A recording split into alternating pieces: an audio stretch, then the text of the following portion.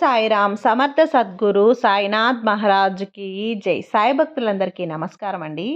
మన బాబా గారి దయ వల్ల మనందరం బాగుండాలి, సంతోషంగా ఉండాలి అని చెప్పి మనస్ఫూర్తిగా కోరుకుంటూ ఈరోజు వీడియో స్టార్ట్ చేస్తున్నాను ఫ్రెండ్స్.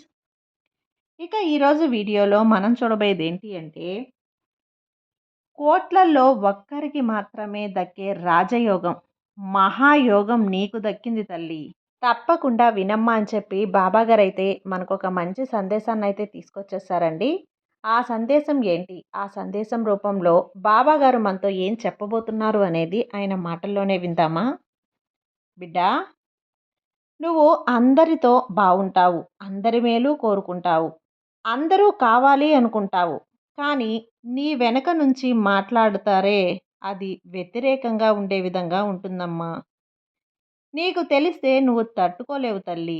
అందరూ మంచివారే అని నమ్మి అందరితో మాట్లాడుతావు, చక్కగా అందరి బాగు కోరుకుంటావు. అయితే నిన్ను ఎదిరించి మాట్లాడుతూ ఉంటారే అని ఎవరైతే నీకు వ్యతిరేకంగా ఉంటారో వారిని కూడా నువ్వు నమ్మొచ్చు.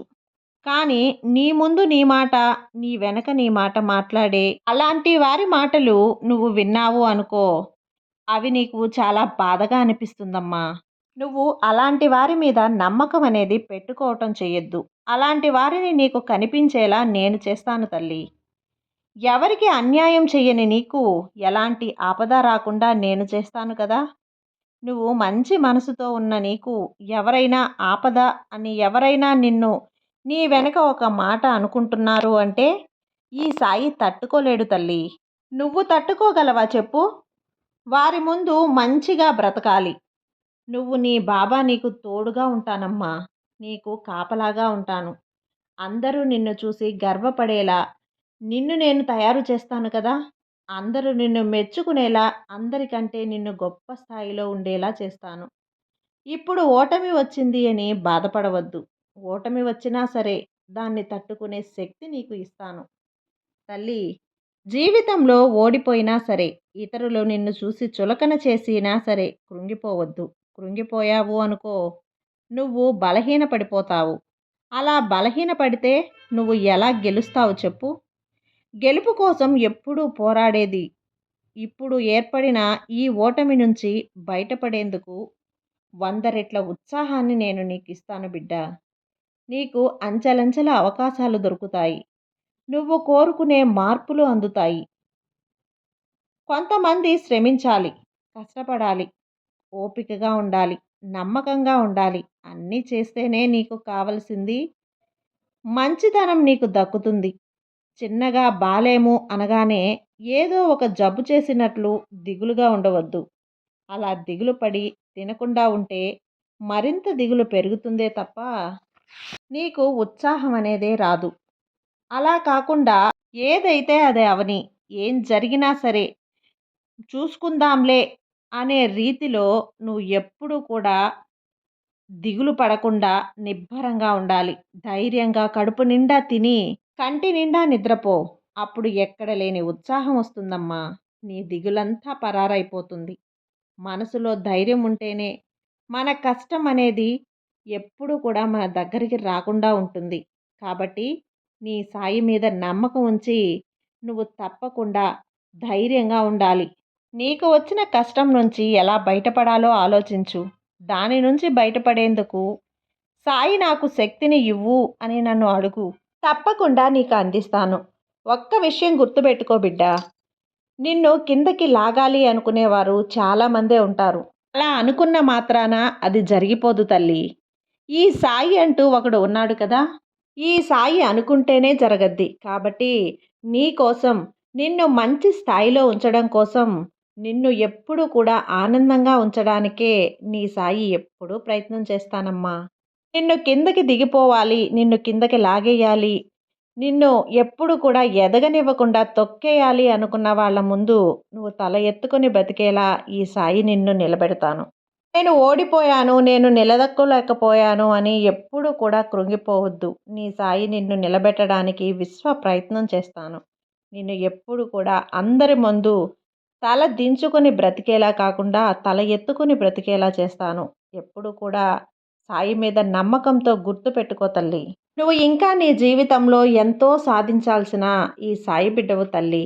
నువ్వు సాధించడానికే పుట్టినటువంటి బిడ్డవి. ఈ సాయి బిడ్డవి అనే విషయాన్ని ఎప్పుడూ గుర్తుంచుకో. ఎవరైనా ఎప్పుడైనా సరే తెలుసో తెలియక ఒక తప్పు చేసినప్పుడు దాన్ని మన్నించగలిగే ఒక మనస్తత్వాన్ని నువ్వు పెంచుకోవాలి. ఆ మనసులో నీకు కరుణ అనేది ఎక్కువగా పెట్టుకోమ్మా. అలా మన్నించేలా నీ మనసుని నువ్వు మార్చుకోవాలి. అలా మన్నించే మనసుని నువ్వు తెచ్చుకున్నప్పుడు ఎప్పుడూ కూడా ఆ దేవుని దయ నీపై ఎల్లప్పుడూ ఉంటుంది. ఇంకొక విషయం బిడ్డ, మన్నింపు అనేది 1, 2 సార్లు మాత్రమే ఉండాలి. తప్పు చేస్తున్న కొద్దీ మన్నిస్తూ పోతే అది ఎప్పుడూ కూడా ముప్పుకు దారితీస్తుంది. అలాంటి ప్రయత్నాలు ఎప్పుడూ చేయవద్దు. అలా కాకుండా నువ్వు మన్నిస్తూ పోయావు అంటే నిన్ను అలక్ష్యం చేస్తున్నారు అని అర్థం. అలా నువ్వు మన్నించావు అంటే అది నీకే చాలా ప్రమాదకంగా మారుతుంది. అలాంటి వారి నుండి దూరంగా ఉండటం చాలా మంచిది బిడ్డ. ఇప్పుడు నీకు విధికి మించిన కష్టాలు ఉన్నాయని నాకు తెలుసు. కానీ అవి నిరంతరం కాదు అనే సంగతి నీకు తెలపడానికే వచ్చానమ్మా.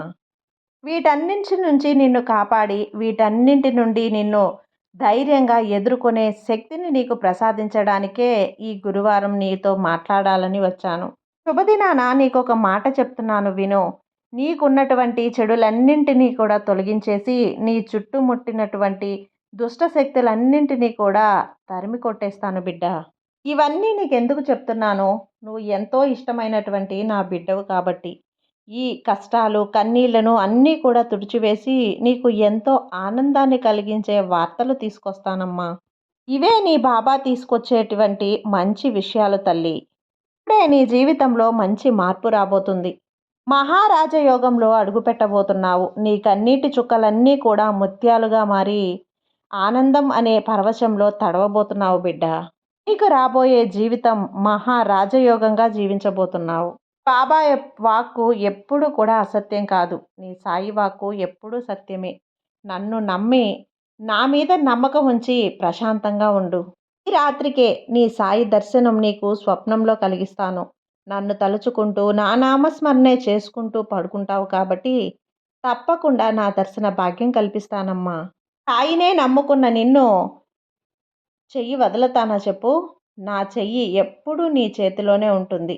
నీ చెయ్యి ఎప్పుడూ నా చెయ్యిని విడవకుండా పట్టుకో. తప్పకుండా నీ బాబా నీకు అంతా మంచే చేస్తాను. నీ సాయి నీకు తోడు ఉండగా నీకు భయమెందుకు చెప్పు? సర్వే జన సుఖినో భవంతు. జై సాయిరామ్. ఈ విధంగా సాయిబాబా అయితే మనకొక మంచి సందేశాన్ని అయితే తీసుకొచ్చేసారండి. ఈ సందేశం మీకు నచ్చినట్లయితే లైక్ చేసి సబ్స్క్రైబ్ చేయండి ఫ్రెండ్స్. అలాగే మరికొంతమంది సాయి భక్తులకు షేర్ చేయండి. సర్వే జన సుఖినో భవంతు. జై సాయిరామ్.